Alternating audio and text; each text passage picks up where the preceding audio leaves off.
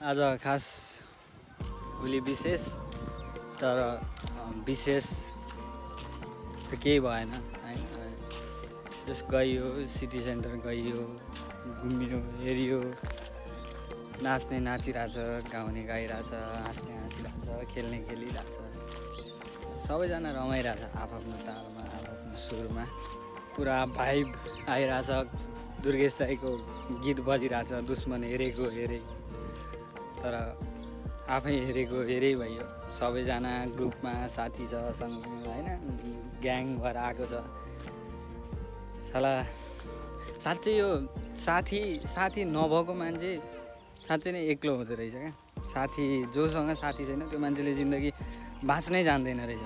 त्यो मान्छेले जिन्दगी जिउनै जान्दैन रहेछ। त्यो एक्लो पुरै एक्लो हुँदो रहेछ। जति नै दाजु फ्यामिली भए पनि साँच्चै नै एक्लो हुँदो रहेछ क्या हैन।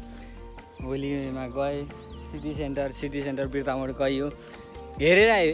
एउटा रङ पनि लगाइएन, कसैले लगाइदिएन भने ह्याप्पी होली है भनेर लगाइदिने पनि कोही थिएन। थोरै टिका मात्रै लगाइदिन्छु पक्नु पक भनेर पुरै दलेर मसो बनाइदिने पनि थिएन हैन, कोही थिएन क्या। अनि हिँड्न जुम घुमेर पनि केही हुँदैन भन्ने पनि कोही थिएन।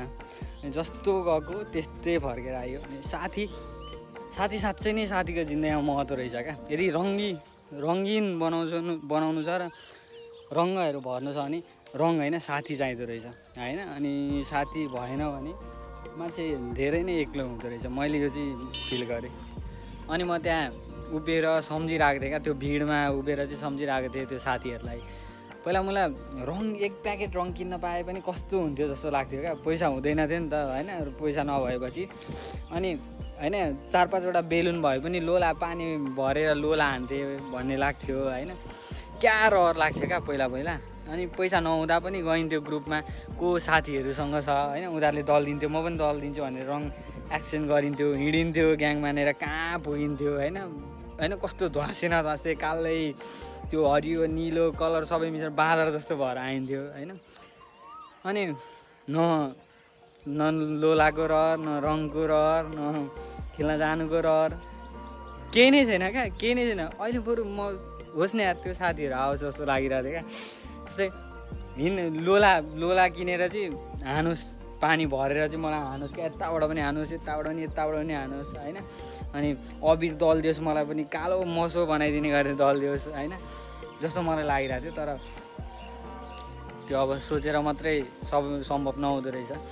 साथीहरू पनि आफ्नो जब जिन्दगीले मान्छेलाई पेल्छ, समयले बताउँछ, जब ठुलो भइस् भनेर पहिचान दिन्छ, त्यसपछि सबै कुराहरू बदलि नै हाल्दो रहेछ होइन। अनि तर साँच्चै नै यदि जीवन यदि सुन्दर बनाउनु छ भने चाहिँ साथी चाहिँ चाहिँदो रहेछ क्या। साथी चाहिँ हुनुपर्दो रहेछ। रङ्गीन यादहरू होइन, रङ्गीन यादहरू भन्नाले फेरि त्यस्तो भन्नु खोजेको होइन, तर त्यस यादहरू एकदम रमाइलो, बिर्सिनै नसकिने होइन, मेमोरी, त्यो कुरा सम्झिँदाखेरि पनि माया लाग्ने होइन, आँसु आउने यादहरू बन्नु छ भने साथीसँग चाहिँ त्यो बन्दो रहेछ क्या। अनि यसपालिको होली चाहिँ त्यस्तै नै भयो भनौँ अब। अनि त्यो साथीहरू सबैलाई सम्झना छ, जसले मलाई मुसो बनाइदिन्थ्यो, जसले मलाई भिजाइदिन्थ्यो लोला हानेर, जसले मलाई अबिर थरीको रङ लाएर हेरि नसक्नु बनाइदिन्थ्यो। आज हेर यो अनुहार खाली छ, सादा छ। साँच्चै मैले नुहाएको छैन है, मैले रङ एउटै नै लगाएको छैन क्या। कसैले लगाइदिँदा पनि लगाइदिएन। त्यत्रो भिड थियो, लगभग 400-500 जना थियो होला त्यहाँनिर। तर कसैले पनि ह्याप्पी होली रङ लगाइदिन्छु ल तपाईँ, कसैले पनि लगाइदिएन क्या। अचम्म लाग्दो कुरा चाहिँ होइन। अनि जस धेरै सम्झना छ त्यो साथी जो मलाई कलरफुल बनाउने गर्थ्यो। सम्झना छ सबैलाई पनि। जब साथीहरू छ भने चाहिँ जे कुरा गर्न पनि मन लाग्दो रहेछ क्या, जे कुरा गर्न पनि आँट आउँदो रहेछ होइन। जेसुकै मनमा जस्तोसुकै पीडा होस् अथवा जे बितिरहेको होस् त्यसले मतलब गर्दैन रहेछ क्या होइन। रमाइलो गर्न मन लाग्दो रहेछ क्या साथीहरू हुँदा चाहिँ हो। जस्तोसुकै परिस्थिति, घरमा कराओस् कि कसले नराम्रो भनोस् कि कसले के भनोस् कि त्यो मतलब नराख्दो रहेछ क्या। तर यदि साथीहरू छैन, एक्लो छ भनेदेखि होइन छोडिदिए भन्ने खालको पनि एउटा याद आउँदो रहेछ। अनि होलीमा मात्रै होइन, म साथीहरूको हरेकचोटि सम्झिन्छु।